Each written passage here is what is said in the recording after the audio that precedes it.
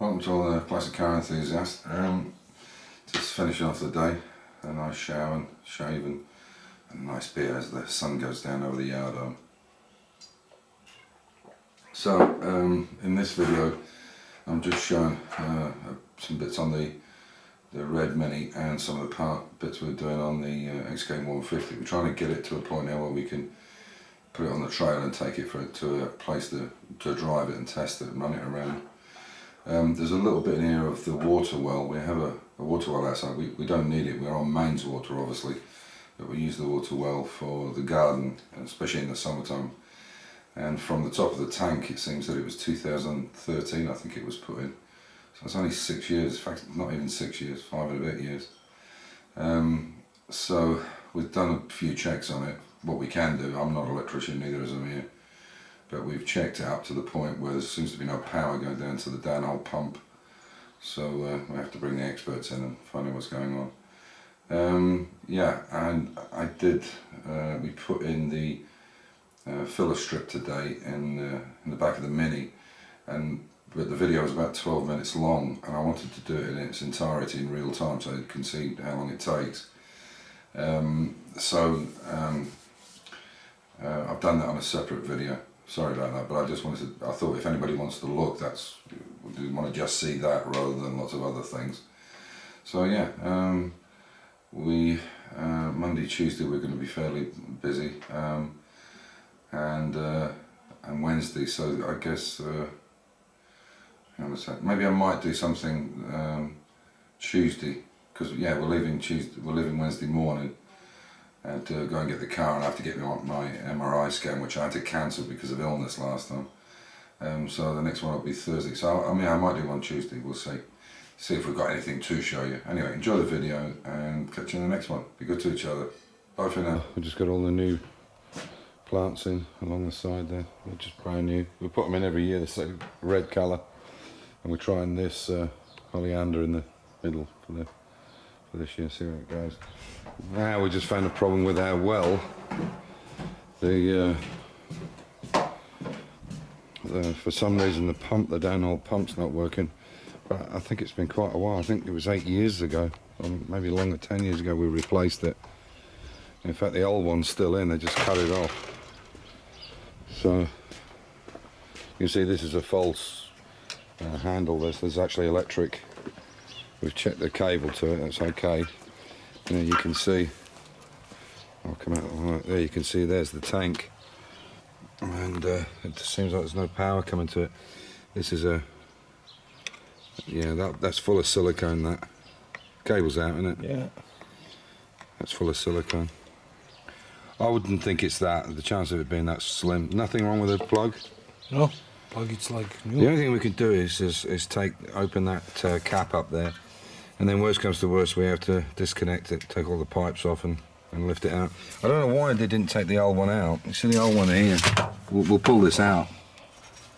If we have to pull the other one, we'll take this one out and dump it anyway because it's just sitting in there.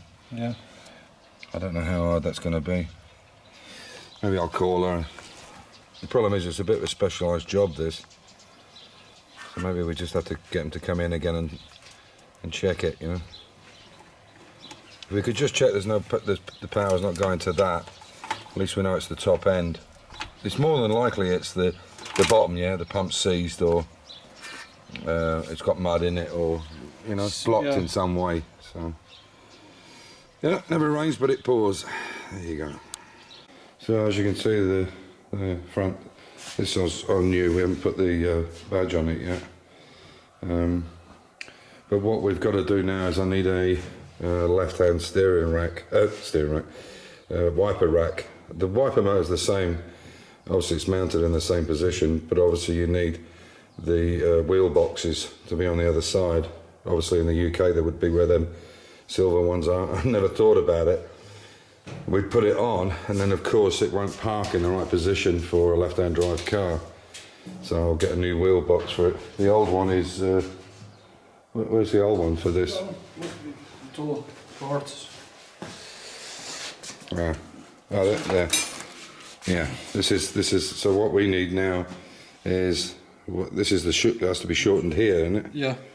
Maybe you can. Oh no, you can't. But it needs that stop end. That's the problem. We can make it from brake. Well, we could probably even make it if you can't get them. I'm sure you can. But anyway, that's the problem. So this is obviously correct from end to end, but it needs this shortening. So we might even be able to do it. The only problem will be though then is the cable. Won't this inner be a problem then? Yeah, this has to be shortened then, doesn't it? Because the wheel boxes are closer. Or does it come out the end? It's coming on.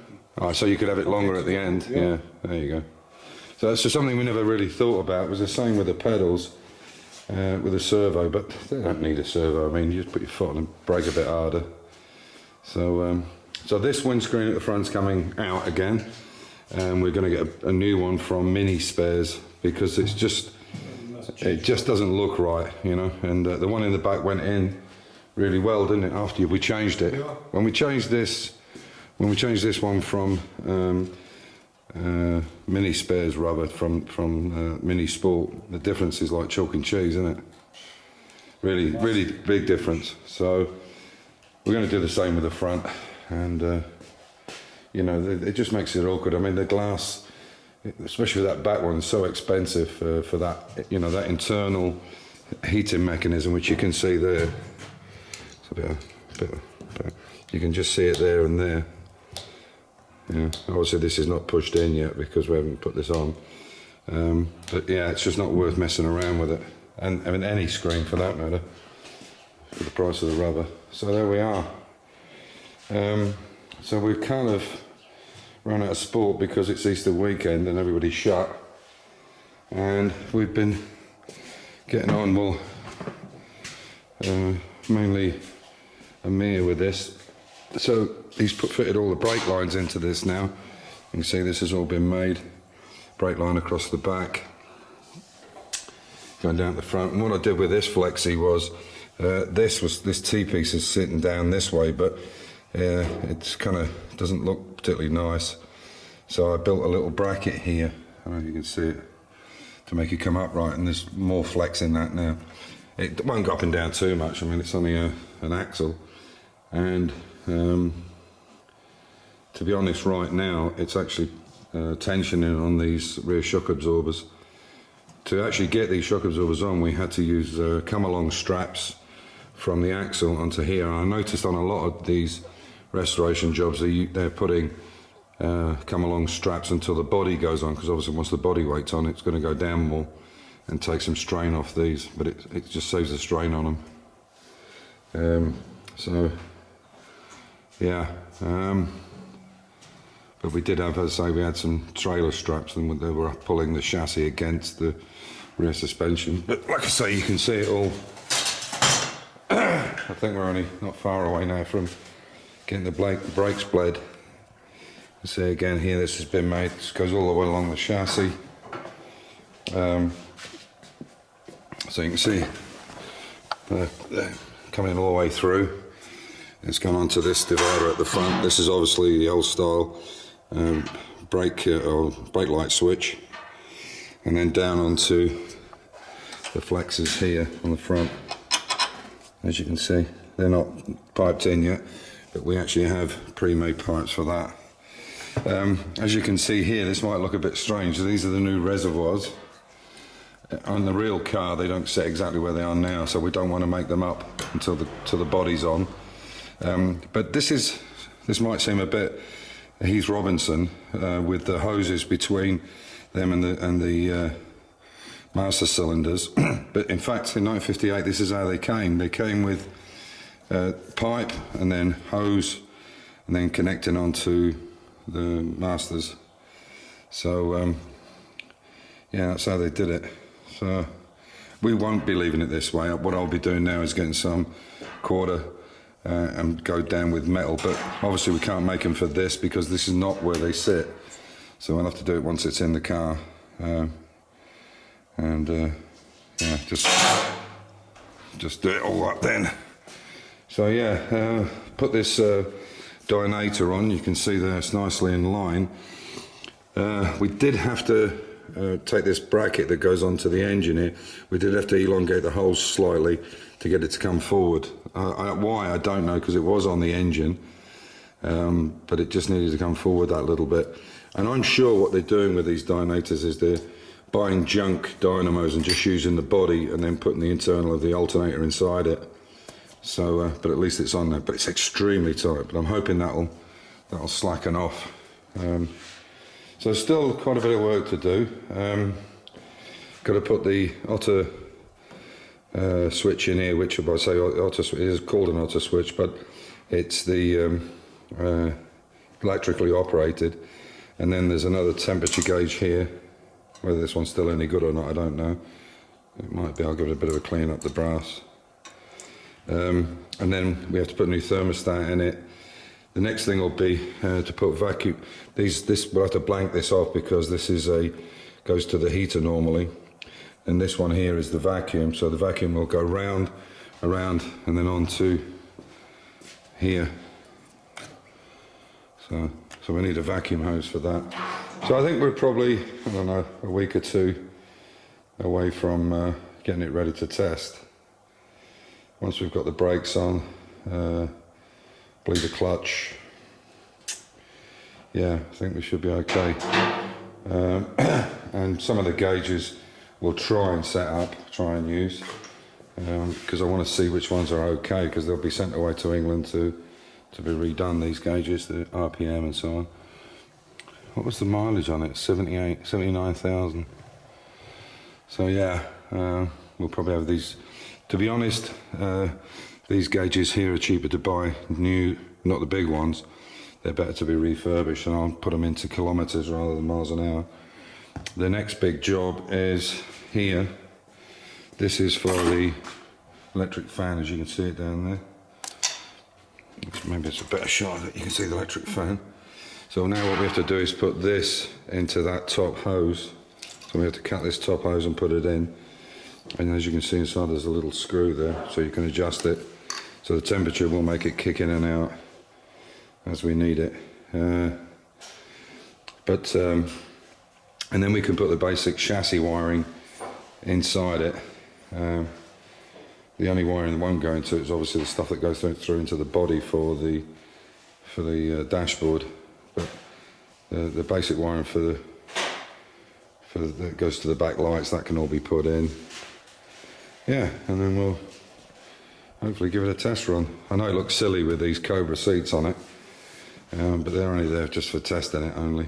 And I've just done this because they're normally a 4-speed. This is a 5-speed Tremac T5 box in this. So I had to make this special connection on the bottom here, and I've wired it in. Nice thing about this though, they've put a elongated hole on this, so this can slide backwards and forwards. Because the seat position the seats are in is not where they are in the real car, as you can tell by that steering wheel.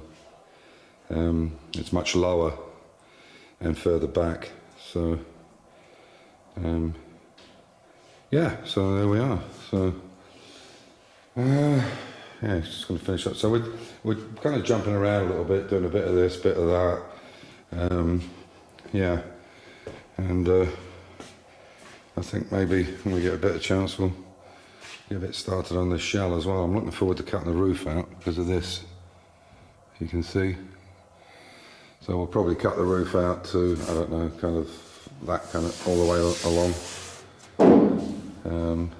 And I'm going to get a roll cage from Max, and then we'll take the front off it and a few other bits and pieces. I've got some ideas now. You know, when you want to work on the car, you want to work on it quickly. You can use the jack, but it's handy if the car's straight and it's up in the air to do back brakes, front brakes. So the idea we've come up with is, I was talking to Amir about this the other day. What my intention is now is to cut a hole in here and put a tubular inside it, quite far inside, and then weld it to the inside and block it up and weld it, and then get smaller tubulars that fit inside that. So it'll be blanked inside, and then the tubular another internal tubular will go in where you can put it onto the jack stand. So the idea is you lift it and then put these tubes in separately and put them straight onto the jack stand, so the whole car's off the ground. And the same thing here. So I'll find a nice strong space to put it in, and it'll probably come internally into the car. I don't know, this far or whatever, so the tube comes in. And just a quick way of jacking it up, basically. So that's it. Stay safe, keep the faith, enjoy your hobby, and we'll keep you updated when we can. So it's goodbye from me, and it's goodbye from Me. him. Bye. Take care, guys. Bye.